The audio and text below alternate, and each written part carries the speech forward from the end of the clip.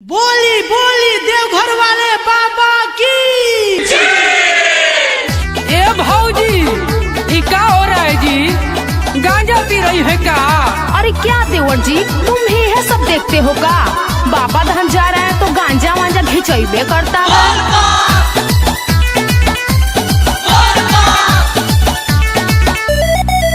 मैं तो हर साल देवघर जाती हूँ, भोले बाबा को जलवा चढ़ाती हूँ।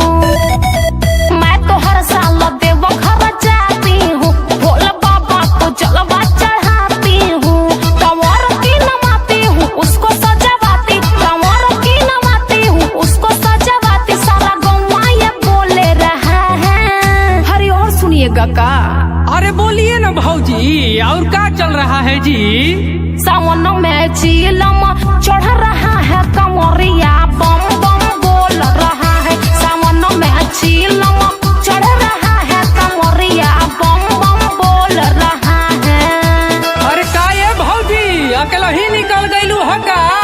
अरे का करे, होटमरुआ नहीं किया है, इसीलिए अकेला ही निकल गए हैं। अकेले जाने में बुराई है का कोनो? अरे नहीं हो, कौनो बुराई नहीं खे।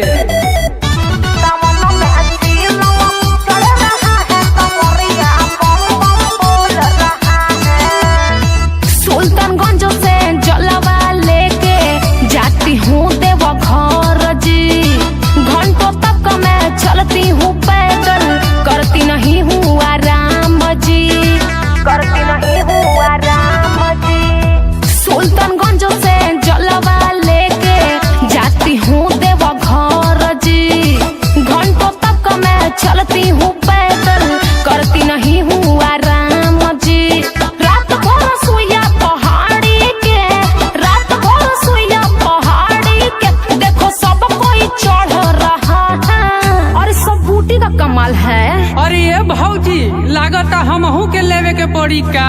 सावन में चीलम चढ़ रहा है, कमरिया बम बम बोल रहा है। सावन में चीलम चढ़ रहा है, कमरिया बम बम बोल रहा है।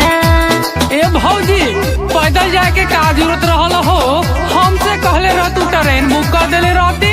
अरे दीदी, हम हर साल पैदल जाते हैं, आप पैदल जाएंगे चाहे कुछ हो जाए।